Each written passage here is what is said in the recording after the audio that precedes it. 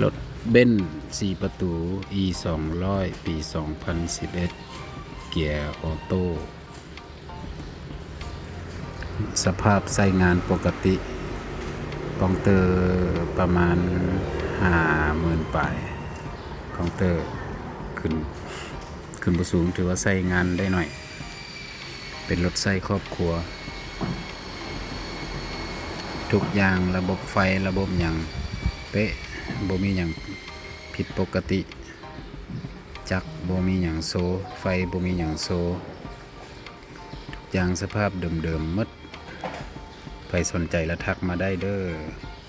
ราคาเปิดห้องไปก็27,500เจ้า